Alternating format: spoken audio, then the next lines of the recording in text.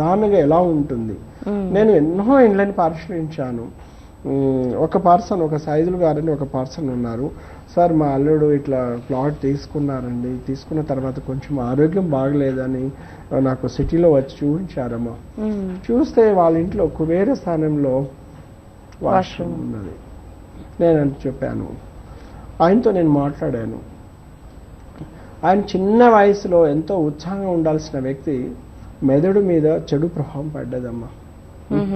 అంటే బంధువుల్ని కూడా గుర్తించలేకపోతున్నారు. ప్రతి రోజుకి ఫలానా పర్సన్ అనే గురువు గారంటే అంటున్నారు. చూడండి, అంటే ఎంత మైండ్ వెనుకకి పోతుందంటే అమ్మ, అభివృద్ధితో పాటు ఆరోగ్యం కూడా వెనుకకి వెళ్ళిపోతూ ఉంటుంది. ఇది ప్రతి ఒక్కరు కూడా మీరు ప్రాక్టికల్ లైఫ్లో చూడొచ్చమ్మా. అలా కాకుండా అంటే కుబేర స్థానంలో దోషంతో పాటు దానికి తోడుగా ఇంద్రస్థానంలో దోషం ఉందనుకోండి అమ్మా, అప్పుడు ఆ ఇంటి ఇల్లాలకి అన్ఎక్స్పెక్టెడ్ ఆకస్మిక మరణాలు కూడా జరుగుతాయమ్మా. ఎలా ఉంటుందంటే ఇప్పుడు కుబేర స్థానంలో వాష్రూమ్ ఉందమ్మా.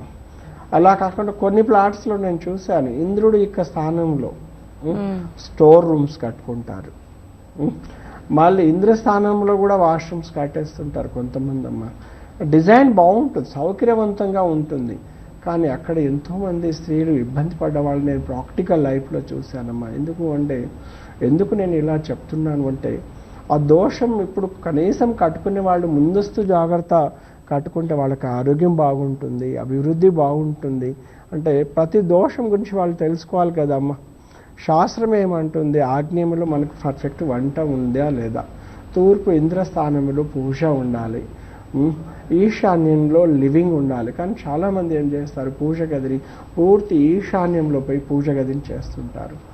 మా పరిజ్ఞానం మేరకు నేను చూసినంత వరకు ఈశాన్యంలో పూజ అనేది పనికి రాదమ్మా. అక్కడ నడవిడిక అనేది ఉండాలి, అంటే రావడం పోవడము, అక్కడ ఓపెన్ ఉండాలి.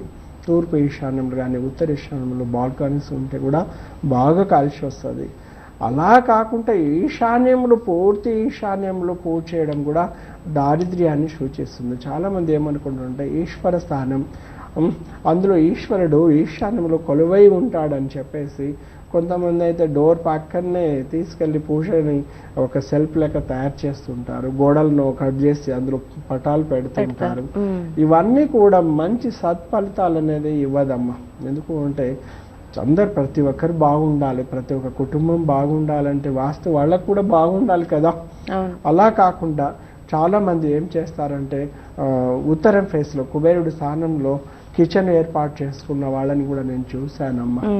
గురువుగారు మాకు ఎంతో ఆస్తులు ఉండి అన్నీ పోయినాయండి అంటే, ఇప్పుడు పొయ్యి ఎక్కడ ఉండాల్సిన పొయ్యి ఎక్కడే ఉండాలి కదమ్మా.